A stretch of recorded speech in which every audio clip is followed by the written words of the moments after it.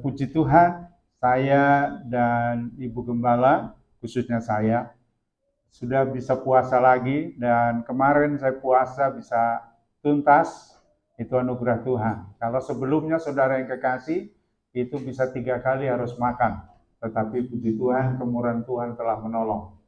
Demikian juga kita sudah ada doa 10 malam, bukan 10 malam, doa malam saudara yang kekasih, karena dari sore jam 7 itu pemuda sampai jam setengah 9, lalu jam 9 sampai jam 1 itu umum. Jadi saudara ada kesempatan untuk lebih banyak berdoa, untuk minta kekuatan pertolongan dari Tuhan.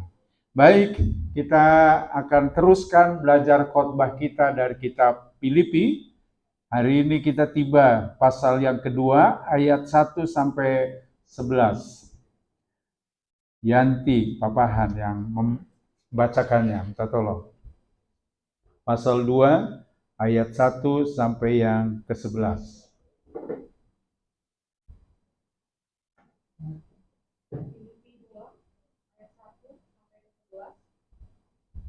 Demikian firman Tuhan, nasihat supaya bersatu dan merendahkan diri seperti Kristus. Jadi karena dalam Kristus ada nasihat, ada penghiburan kasih, ada persekutuan roh, ada kasih mesra dan belas kasihan. Karena itu sempurnakanlah sukacitaku dengan ini, hendaklah kamu sehati sepikir dalam satu kasih, satu jiwa, satu tujuan, dengan tidak mencari kepentingan sendiri atau puji-pujian yang sia-sia. Sebaliknya, hendaklah dengan rendah hati yang seorang menganggap yang lain lebih utama daripada dirinya sendiri. Dan janganlah tiap-tiap orang hanya memperhatikan kepentingannya sendiri, tetapi kepentingan orang lain juga. Hendaklah kamu dalam hidupmu bersama menaruh pikiran dan perasaan yang terdapat juga dalam Kristus Yesus, yang walaupun dalam rupa Allah, tidak menganggap kesetaraan dengan Allah itu sebagai milik yang harus dipertahankan, melainkan telah mengosongkan dirinya sendiri dan mengambil rupa seorang hamba dan menjadi sama dengan manusia. Dan dalam keadaan sebagai manusia, ia telah merendahkan dirinya dan taat sampai mati, bahkan sampai mati di kayu salib. Itulah sebabnya Allah sangat meninggikan dia dan mengaruniakan kepadanya nama di atas segala nama, supaya dalam nama Yesus bertekuk lutut segala yang ada di langit dan yang ada di atas bumi dan yang ada di bawah bumi. Dan segala lidah mengaku Yesus Kristus adalah Tuhan bagi kemuliaan Allah. Haleluya. Ya, Bapak Ibu yang diberkati Tuhan, kita masih dalam serial kitab Filipi, yang hari ini kita tiba pasal yang kedua, ayat 1 sampai yang ke-11. Rupa-rupanya saudara yang kekasih, pada pasal ini lumayan lebih dalam dan lebih luas lagi. Kalau sebelumnya kita memahami lebih kepada pelayanan Paulus, tetapi mulai kepada nasihat-nasihat Paulus yang sekarang ini, yaitu nasihat supaya bersatu, merendahkan diri seperti Yesus Kristus. Artinya sebenarnya tekanan dari ajaran ini yaitu bersatu seperti Kristus, dan yang kedua merendahkan diri seperti Kristus. Saudara yang dikasihi Tuhan, minggu kemarin saya hubungkan dulu, mereview dulu sedikit supaya masih teringat, karena khotbah ini adalah khotbah serial berhubungan satu dengan yang lain. Inti dari kemarin adalah ini, 2 hal yang sangat prinsip, hidup sepadanan dengan Injil. Hidup bagaimana setara kita dengan Injil dalam praktek hidup kita. Lalu saudara yang kekasih, yang kedua, ternyata kita diberi karunia kepada kita untuk mengalami karunia penderitaan. Dan ini yang diberikan kepada kita orang-orang percaya. Nah, hari ini kita akan melihat yang ini, saudara yang kekasih. Latar belakangnya secara luas adalah kurang lebih masih saya singgung sedikit lagi minggu yang lalu, bahwa jemaat Filipi adalah jemaat yang istimewa.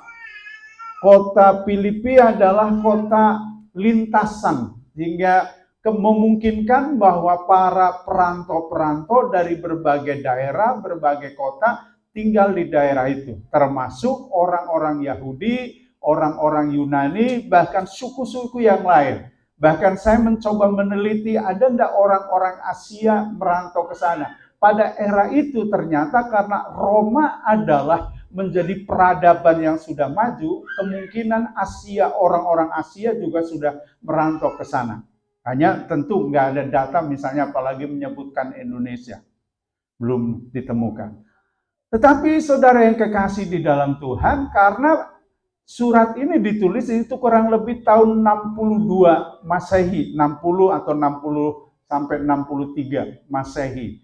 Kurang lebih berarti itu sudah peradaban-peradaban pada zaman yang sekarang seperti ini. Nah, saudara yang kekasih, karena tadi saya sebutkan bahwa kota ini adalah kota perantau, dan seperti yang kita telah bahas, bahwa jemaat yang di Filipi juga adalah pendatang-pendatang. Misalnya Lydia, masih ingat ya? Ada Lydia, demikian juga ada para tentara, serdadu, penjaga sipir, penjaga sipir. Sehingga beraneka ragam suku-suku yang di sana. Rupa-rupanya saudara yang kekasih, keanekaragaman budaya, suku, dan sebagainya, di sisi lain adalah khasanah yang memperkaya kebersamaan. Karena ada birokrat, ada juga pengusaha. Masih ingat bahwa Lydia adalah seorang pengusaha garmen yang sangat luar biasa. Paulus sendiri juga dia ketika menginjil di sana, dia memakai platform bahwa dia juga menjadi tukang tenda. Artinya pada waktu itu budaya yang sangat terkenal adalah yang demikian. Nah, saudara yang diberkati Tuhan Yesus Kristus, keanekaragaman suku budaya itu di sisi lain kekayaan, tapi di sisi lain juga menimbulkan problem. Problemnya itu tadi, suku A, bangsa A dan bangsa B menimbulkan perbedaan-perbedaan. Ada yang orang Yunani dengan segala kebudayaannya, orang Yahudi dengan segala kebudayaannya yang berbeda-beda. Belum lagi dulunya misalnya Yunani adalah bukan tidak menyembah kepada Tuhan, tetapi lebih kepada penyembah-penyembah berhala. Ini menimbulkan konflik-konflik yang bukan karena teologis, tetapi hal-hal praktis yang menimbulkan problem-problem itu. Sehingga kalau kita membacanya ini, boleh saya bantu dulu ke sini. Filipi pasal yang 4 ayat yang kedua dan ketiga. Ada yang bisa lebih cepat? Euodia, menasihati, dan Sintike, menasihati, supaya sehati sepikir dalam Tuhan. Bahkan kuminta kepadamu juga, Sungsugos, temanku yang setia, tolonglah mereka, karena mereka telah berjuang dengan aku dalam pekabaran Injil, bersama-sama dengan Clemens dan kawan-kawanku sekerja yang lain, yang nama-namanya tercantum dalam kitab kehidupan. Oke. Jadi dari kalimat itu, bahwa itu sudah tergambar di sana ada perbedaan-perbedaan budaya. Belum lagi faktor usia, umur, gender, dan sebagainya. Itu problem-problem yang ada. Nah, karena itu Paulus merasa perlu menasehati ke seluruh jemaat yang kurang lebih 60 sampai 75 orang jemaat, ya kurang lebih kayak kita, jemaatnya belum terlalu besar. Tetapi jemaat Filipi saya sering ini berulang-ulang, ini jemaat sangat dinamis, jemaat yang sangat misionari, yang peduli terhadap pelayanan. Tapi sebagus apapun pelayanan, ternyata ada juga masalah yang kecil. Tapi Paulus tidak membiarkan problem-problem yang kecil itu dibiarkan, karena bisa menimbulkan konflik-konflik yang lebih besar lagi. Untuk itu Paulus merasa perlu menasehatin yang model kayak gini. Ada dua inti dari nasihatnya. Bersatu seperti Kristus. Yang kedua dengan cara merendahkan diri. Dalam ukuran merendahkan diri itu seperti Yesus Kristus. Nah, kita mau menggali lebih dalam lagi. Dalam ayat yang pertama, bagian A, jemaat Filipi adalah Hagar bersatu ini. Nah, ada kalimat yang sangat mendasar di pasal 1, yaitu kata, karena dalam Kristus. Rupa-rupanya Paulus menasehati jemaat Filipi, dilandaskan bukan faktor budayanya. Dia sebagai orang Yahudi, sebab kalau ukurannya atau parameternya adalah keyahudiannya, Itu bisa berbeda dengan orang Yunani. Demikian juga kalau parameternya menasehati juga dengan budaya Yunani, itu bisa bertentangan dengan suku yang lain. Dan belum lagi wibawanya, kalau parameternya adalah hal-hal kebudayaan dan sebagainya, maka nggak ketemu dengan ukuran-ukuran anak muda yang lainnya. Dan tentu ukuran itu pasti menjadi subjektif. Makanya Paulus berdasarkan itu, nasihatnya itu adalah ukuran yang paling bagus, yaitu kembali ke 2 minggu kemarin, yaitu Injil. Masih ingat ya?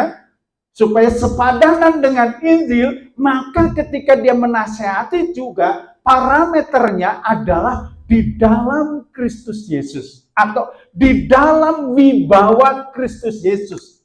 Dan kalau parameternya adalah Yesus, maka ini jauh lebih benar, jauh lebih kuat. Kalau parameternya misalnya suku A, suku B, dan suku C, sementara misalnya konteks Indonesia, maka baru ngomong suku Batak aja sudah beraneka ragam suku-suku Batak yang lain. Misalnya Karo dengan Toba, baru ada Dairi dan sebagainya, itu nggak bisa ketemu kalau cara menasihatinya berdasarkan budaya-budaya tadi. Jangankan itu, misalnya sama-sama Toba aja saudara yang kekasih. Kalau udah merantau ke tempat lain, sudah sedikit berbeda budaya-budayanya. Demikian juga kami, orang-orang Jawa misalnya. Jawa yang tengah, bagian barat, itu sama-sama Jawa. Tetapi kalau agak ke Cirebonan sudah berbeda lagi. Demikian aneka ragamnya, apalagi dalam konteks Indonesia, saudara kekasih, konon katanya sukunya pun udah ribuan suku dan pulau. Tentu tidak ketemu. Belum lagi dari sisi wibawa rohani seseorang.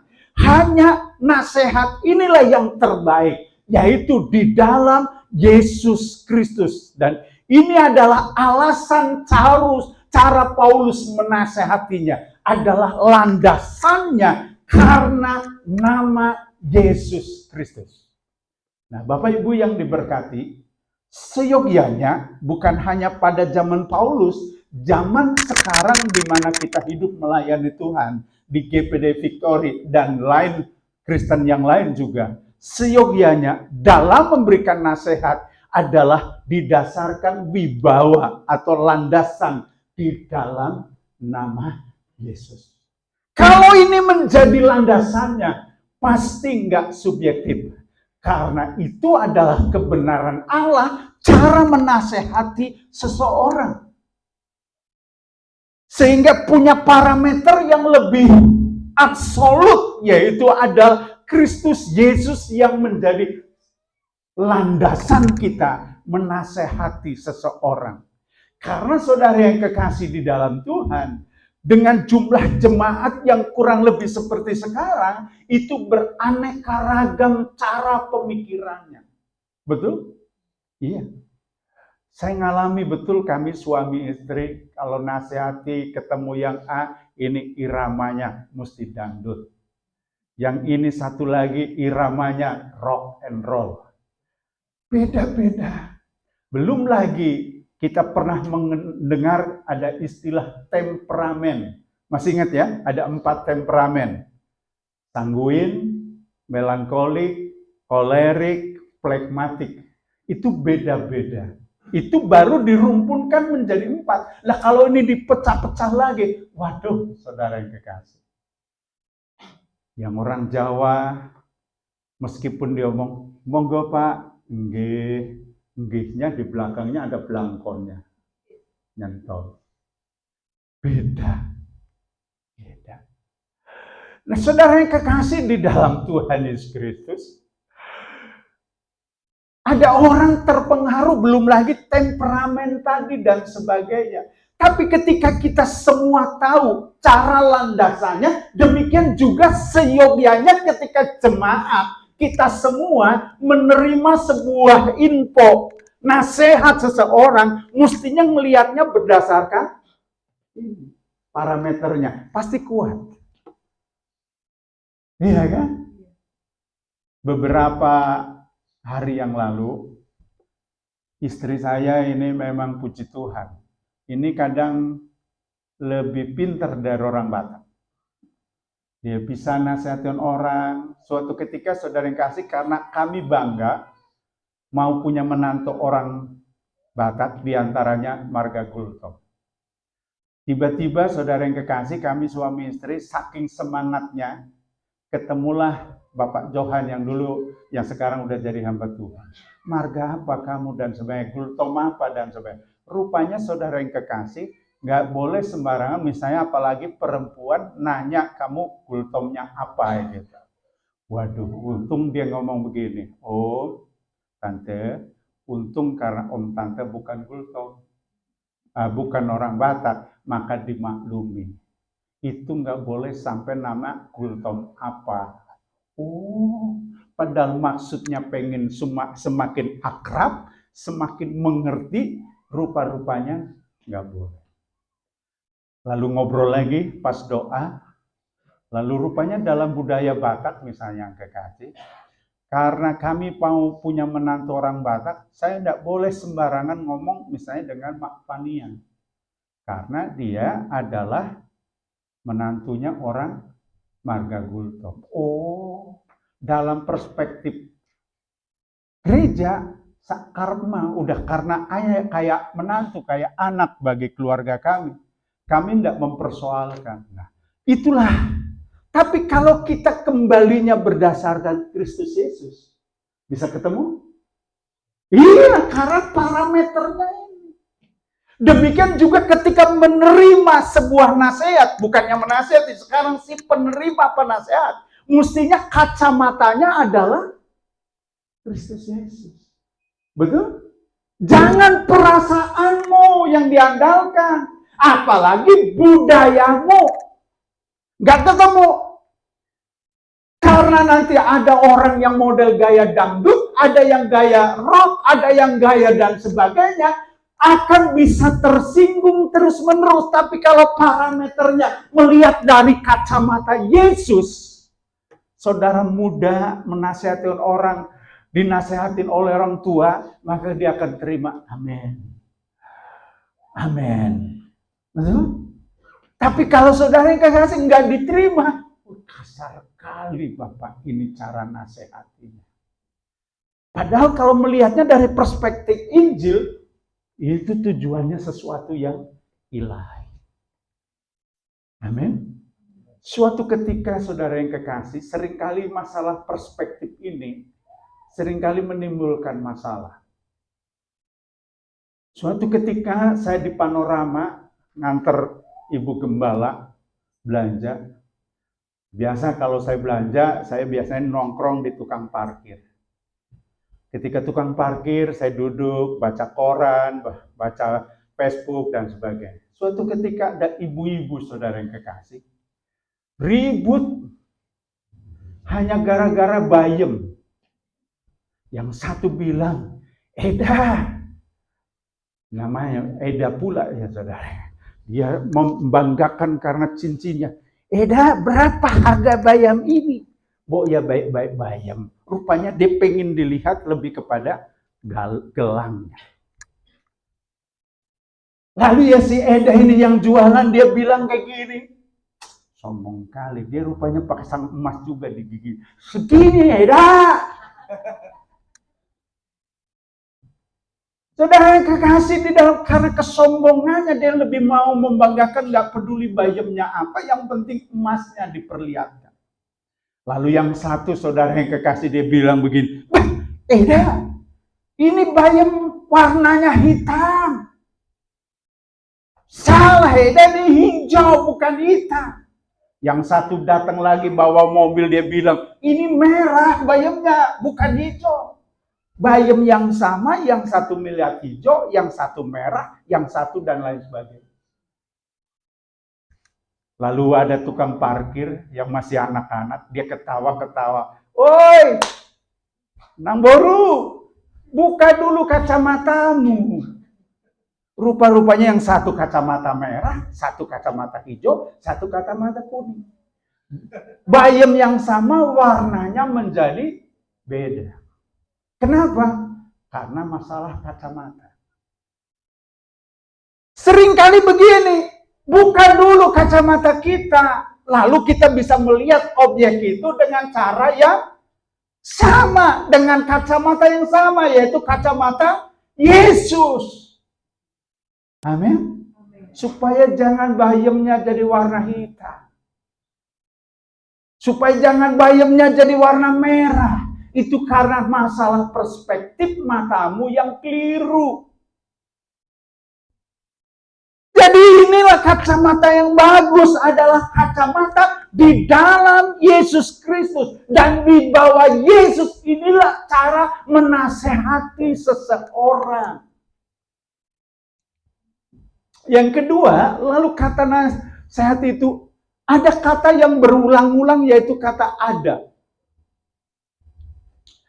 Dan saudara yang kekasih, kata ada ini menunjuk kepada ini. Jadi saya lompat ke sini. Jadi kurang lebih kalimatnya adalah berbunyi gini. Ada suatu nasihat penghiburan. Ada suatu nasihat. Dan kata dimulai dengan kata ada. Artinya begini. Ketika orang percaya Yesus, ketika Yesus melayani di dalam nama Yesus tadi, itu di dalam orang yang percaya itu, di dalamnya sudah ada, bukan baru akan ada, bukan. Artinya ketika seorang pelayan Tuhan menasehati, ketika seorang hamba Tuhan menasehati, itu di dalamnya sudah ada, bukan mudah-mudahan ada atau akan ada. Ada apa? Jadi makanya memakai kata yang kalimat tepat adalah ada suatu nasihat. Misalnya penghiburan. Bukan mudah-mudahan. Jadi saudara kasih, dalam pandangan Kristus, di dalam Kristus itu tadi, sudah ada nasihat itu. Sudah ada kuasa untuk menasihati tersebut. Tapi seringkali dipengaruhi oleh orang tersebut udah dewasa atau belum. Sehingga mempengaruhi, ada yang cara nasihatinya kasar, ada yang cara nasihatinya dengan cara lembut. Belum lagi dipengaruhi oleh suku tadi. Ada yang lembut, ada yang lain sebaik. Tapi nasihat yang ini, yang ada tadi, pasti tujuannya standarnya Kristus Yesus. Dan kata nasihat penghiburan ini adalah ditulis ada paraklesis, yaitu dorongan, nasihat, memohon penghiburan. Jadi mestinya ketika kita nasihatin seseorang, tujuannya ini adalah untuk orang itu mendorong dia supaya lebih maju lagi, bukan melemahkan. Apalagi sampai membuli dia, nggak boleh. Jadi cara menasehati adalah harus paraklesis, yaitu dorongan supaya orang itu lebih maju lagi. Ada yang keliru dulu, saya suka. Sebenarnya tujuannya tidak dengan secara langsung, tetapi seringkali saya memang menciptakan sesuatu supaya suasana lebih merdu dan jadi suasana segar. Misalnya, saya suka nasihatin ngomong Ibu Gembala dulu. Kalau kamu nyanyi, saudara yang kekasih, Ibu Gembala kalau nyanyi, kita nggak ngerti nada dasar set atau F atau apa. Pernah dengar itu Pak Gembala ngomong? Saya baru mesti bertobat, iya juga ya. Salah. Padahal saudara yang kasih, mestinya nasihatnya gitu, Ibu Gembala memang belum bagus, tapi dia semangat. Kalau nyanyi saudara yang kekasih, luar biasa semangat. Bayangin kami dulu merintis pelayanan di Palembang, jemaatnya cuma satu orang, Marga Simangungsok. Jemaatnya itu kurang lebih 7 kilo naik sepeda dayung. Nah, kami sudah diajari dari zaman dulu harus tatanan ideal. Kalau jam 10, ya mulai jam 10. Seringkali kalau puji-pujian ibadah, Pak Simangsong belum datang, Ibu Gembala langsung naik. Mari kita nyanyi, mimpin, memuji, memuliakan Tuhan. Anda bayangkan siapa yang ada di situ. Berarti saya main gitar. Saudara tahu sendiri cara saya main gitar. Alamak, ngaconya luar biasa. Ibu Gembala semangatnya 45, saya enggak jelas main gitarnya. Jemaat ini belum datang, tapi soal semangat kalah dengan yang sekarang. Itu soal ibadah. Tapi saudara yang kekasih, bagaimanapun mestinya mendorong, menasehati untuk orang lebih maju di dalam Tuhan. Bahkan ada kata menghibur. Itu cara menasehati. Amin. Jangan membuat orang lain menjadi patah arang, patah semangat. Karena Tuhan panggil kita adalah untuk menjadi ini. Dan sudah ada di dalam kita. Tapi di aspek si penerima, dengar. Kita sekarang saya dari menempatkan diri sebagai penerima. Sudahlah, kalau ada yang kasar, mungkin dia belum dewasa cara menasehati. Gak apa-apa. Terima dia. Karena pasti tujuannya adalah untuk yang baik. Mungkin sedikit dengan melecehkan, humor, dan sebagainya. Udahlah, terima. Haleluya. Jadi sebagai si penerima ini yang lebih dewasa, anggap semuanya adalah untuk kebaikan. Terus yang kedua, ada suatu penghiburan dalam kasih. Saya terjemahkan ini udah dalam bahasa aslinya. Kalau di dalam letter ayat itu sedikit berbeda. Ada penghiburan dalam kasih, yaitu paramution. Paramution itu adalah dorongan kasih agape, kasih yang tidak bersyarat. Dorongan. Itu. Yang kedua, ada persekutuan kebaikan hati dalam roh. Yaitu koinonia. Di dalamnya ada persekutuan, ada kebaikan hati, ada sumbangan secara finansial, ada empati, ada persekutuan, ada keikutsertaan atau keterlibatan dalam pelayanan yang dikerjakan di dalam roh. Apalagi ini dalam persiapan mau Natal ini. Ini penting sekali ini. Nasihati bagus, tetapi juga harus didukung dengan konteksnya ini sumbangan. Jangan cuma pandai menasihati, duitnya enggak keluar. Itu kurang lebih ini. Jadi waktu ngomong, ayo kita semangat. Seringkali kita cuma heboh semangat, duitnya enggak ikut semangat. Jadi kurang lebih kayak gini. Ngomong yuk Natal harus begini, maka duitnya juga ikut segi keluar untuk persembahan. Dan ini sumbernya ini persekutuan niat dari kebaikan hati di dalam roh. Ini cara menasihatin seseorang. Selanjutnya saudara yang kekasih, di dalamnya ada kasih mesra dan belas kasihan. Saya perlu sedikit dalam kasih mesra. Sebab kalau kata kasih mesra dalam tatanan Indonesia seringkali itu ada nafsunya. Kasih mesra, iya kan? Dalam bahasa aslinya lebih benar. Ini memakai bahasanya spangkonon. Spangkonon kalau diterjemahkan langsung itu isi perut. Kasih mesra, empati, hati, atau buah hati. Rupa-rupanya saya gali lebih dalam, kalimat yang tepat yang bebasnya adalah kedalaman hati. Atau hati yang paling dalam di dalam hati kita. Sakjroning hati, itu kalau orang Jawa lebih pas. Kedalaman hati, hati yang paling dalam, itulah yang disebut kasih mesra. Bahkan di situ nggak ada unsur nafsu tadi. Ini harus dalam menasihati seseorang. Karena Tuhan memanggil kita untuk menasihati sesama kita dalam membangun tubuh Kristus yang baru tadi. Jemaat yang kurang lebih 60 orang tadi, ini harus dinasihati untuk membangun tubuh Kristus dalam kebersamaan di dalam kasih Kristus.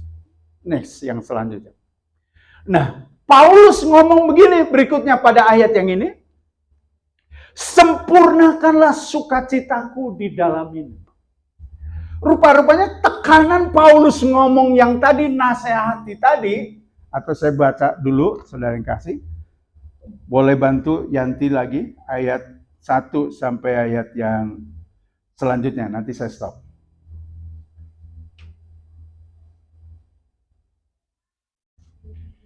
Ayat 1 mulai.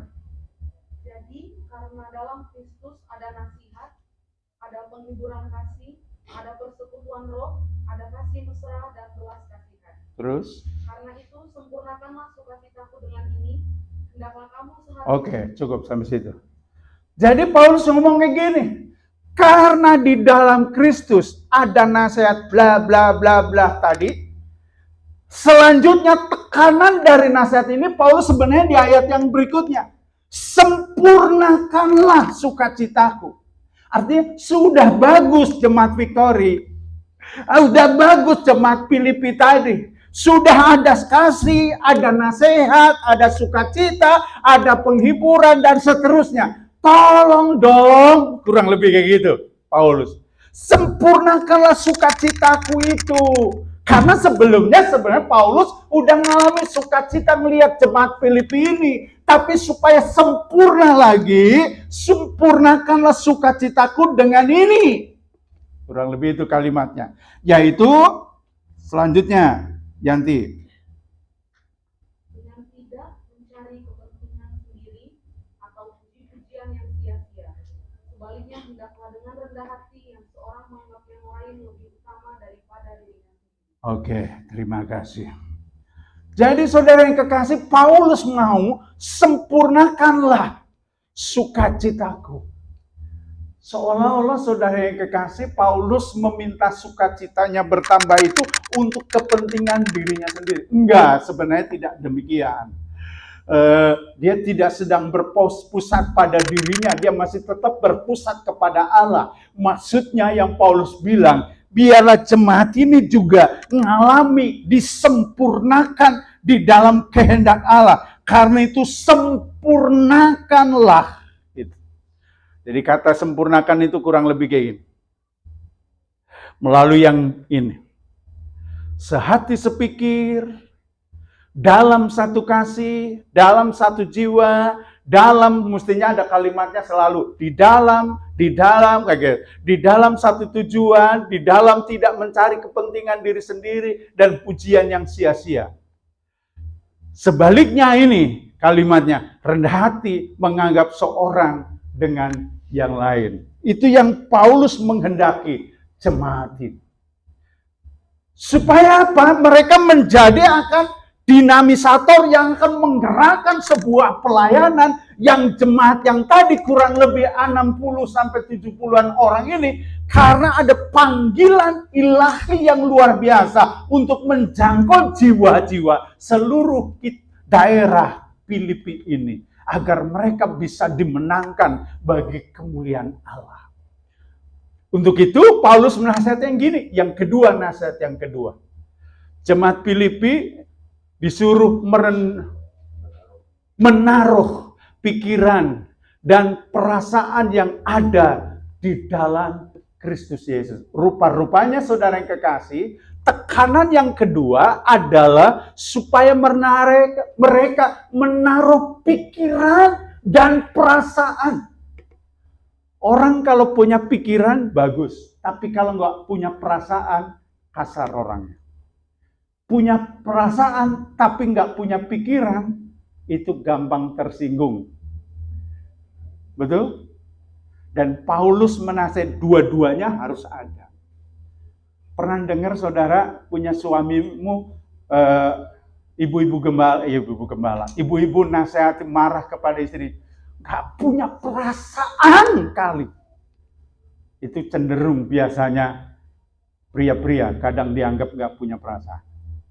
Lalu bapak-bapak memarahin istrinya, biasanya kalimatnya, Nggak ada. Itu.